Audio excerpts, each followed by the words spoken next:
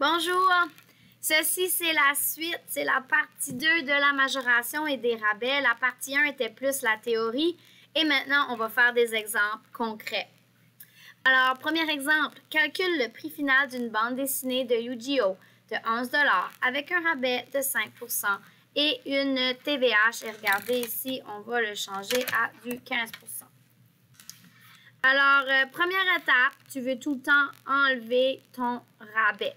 Tu enlèves ton rabais avant tes taxes. Alors, si tu as un rabais de 100 %, ça veut dire que tu vas payer 100 % de ton prix moins le 5 % de rabais. Et ça veut dire que tu vas payer 95 % de ton prix.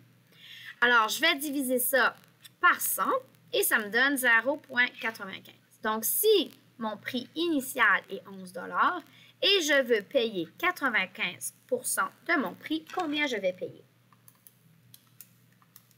Ça veut dire que je vais payer 10,45 $ et on s'aperçoit que c'est moins que 11 $.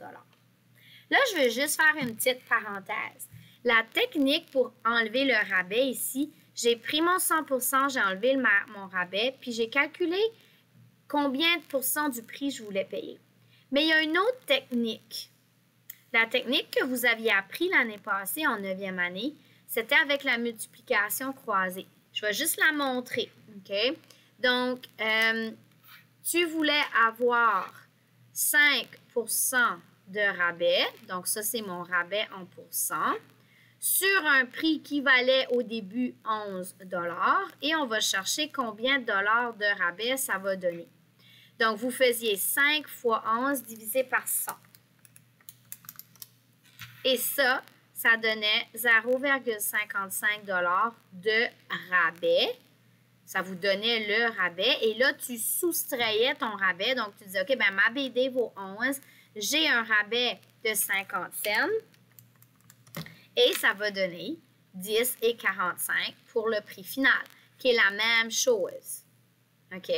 Ça fait que tu as le droit d'utiliser la technique que tu veux pour calculer ton rabais. Tu peux aussi dire ton rabais est 5 % divisé par 100, ça c'est 0,05, et tu peux multiplier ton 11 par 0,05 qui donne encore une fois 50 cents de rabais, 55 cents de rabais et tu le soustrais. Donc, une technique, deux techniques, trois techniques, trois différentes méthodes pour calculer le pourcentage. Moi, je vais utiliser la première technique que je vous ai montrée ici dans tous mes calculs, mais ça ne veut pas dire que tu ne peux pas utiliser les deux autres méthodes que je vous ai montrées.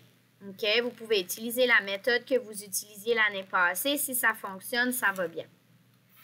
Donc, ça, c'est le prix incluant le rabais. Donc, c'est le nouveau prix. Et là, maintenant, on veut rajouter les taxes. Donc, deuxième étape, les taxes. Bien, les taxes, tu veux payer 100 % de ton prix plus ton 15 %. Donc, tu veux payer 115 %. Je le divise par 100 qui fait 1,15. Alors, je vais prendre mon prix avant les taxes et je vais multiplier par 1,15. Et ça me donne arrondi 12,02 $. Donc, ça inclut les taxes. Donc, c'est mon item plus les taxes, ou mon prix de départ plus les taxes. Même chose ici, hein, pour les taxes, tu aurais pu aller dire, OK, ben les taxes fois mon item. OK, tu aurais pu. Tu aurais donné 1,57 $ de taxes et tu aurais rajouté 1,57 plus le prix de ta BD qui aurait donné la même réponse. OK? Donc, tu as le droit de faire ça. Tu utilises la méthode qui te plaît le plus. Bon. Taylor ne peut vendre ses mangas de Sailor Moon à 12 $. Elle ne réussit pas à les prix avec ça. Elle place donc un rabais de 5 % pendant une semaine, mais sans succès. Ça ne fonctionne pas. Elle ajoute ensuite un autre rabais de 10 %. Et là, elle est rendue à 5 % plus 10 %, elle est rendue à 15 % de rabais. Marc achète l'item en pensant obtenir un rabais total de 15 %. Cependant, Taylor lui charge 10,26 avant taxe. Pourquoi Marc est-il fâché? Comment Taylor a-t-elle calculé son rabais? Justifie mathématiquement. On va d'abord aller voir pourquoi Marc pensait avoir un rabais de 15 OK? Donc, on va faire notre première étape de notre calcul. Marc pensait avoir un rabais de 15 Alors, ça veut dire qu'il aurait payé 100 du prix moins 15 du prix. Il aurait payé 85 du prix. Alors, si la manga valait 12 je vais diviser par 100. Ça donne 0,85. Donc, lui, il pensait payer 12 fois 0,85. Il pensait payer 10 et 20 pour sa manga. OK? Parce qu'il a dit, ah ben, il y avait d'abord un rabais de 5, puis après ça, il y avait un rabais de 10. Donc, ça me donne 10 et 20. Mais la madame Taylor ne lui a pas chargé ça. Elle lui a chargé un petit peu plus cher, puis il n'est pas content. Voyons voir pourquoi. Taylor a d'abord appliqué un rabais de 5 So, allons calculer, après la première semaine, c'était quoi le prix? Donc, 100 du prix moins 5 ça veut dire que la BD était à 85 de son prix. Je divise par 100, donc elle était à 0,95. Donc, pour la première semaine, elle était à 12 et 95 de son prix. Fait que là, la BD, à la première semaine, était à 11,40. Ensuite, Taylor a appliqué un nouveau rabais de 10 Fait que là, le nouveau 100 du prix, c'était 11,40. Donc, maintenant, le 100 du prix, moins 10 Fait que là, c'était 90 mais du nouveau prix. Alors, le nouveau prix était 11,40 parce qu'elle l'avait déjà diminué, fois, j'avais oublié de diviser par 100, 0,90, fois 0,90. Donc, 90 du nouveau prix. Et ça fait bel et bien 10 et 26 $. Donc, il faut faire attention quand tu fais des achats.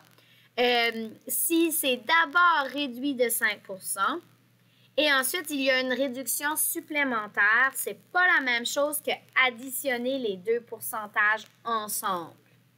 Donc, faites très attention dans vos exercices.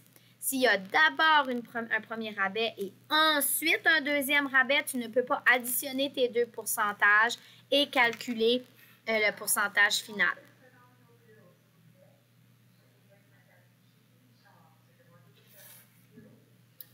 Prochain exemple. Les bandes dessinées de Superman passent de 14,35 à 12,34. Quel est le rabais? Ben, moi, ici, j'aime bien utiliser la multiplication croisée. Donc, on cherche le pourcentage de rabais. Le prix initial était 14,35 et le prix final était 12,34. Donc, on va faire 100 fois 12,34 divisé par 14,35. Donc, ici, ça me donne un pourcentage de 86 Donc, le 12,34, c'est 86 du prix de 14,35. Mais ça, c'est pas mon prêt. Excusez, c'est pas le pourcentage de rabais. Le 12,34, c'est 86 du prix. Donc, si initialement j'avais 100 et j'ai payé 86 du prix, quel sera le rabais? 14 de rabais. Il y aurait une autre façon aussi que tu pourrais calculer celui-ci, puis je vais vous le montrer.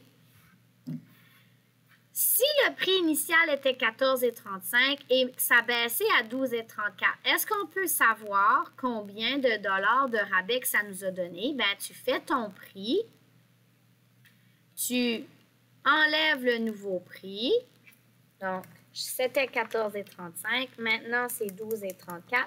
Donc, ça baissait de 2 $ et 1 cent. Donc, ça, c'est le montant de mon rabais. Mais je peux aller maintenant dans ma multiplication croisée, dire je cherche le pourcentage de rabais.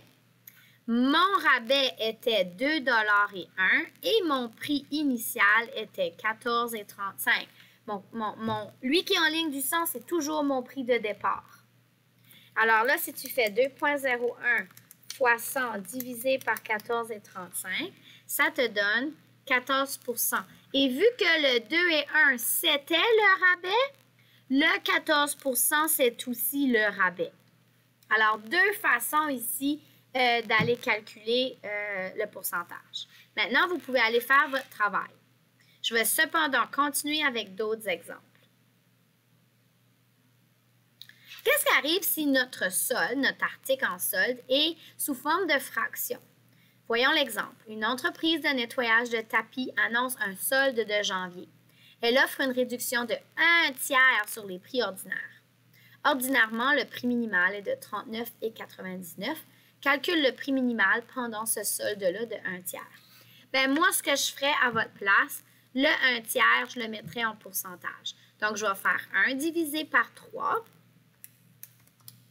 Et ça me donne 0,33. Ça, je peux le voir comme un pourcentage parce que rappelez-vous, quand on calcule, on utilise tout le temps la décimale.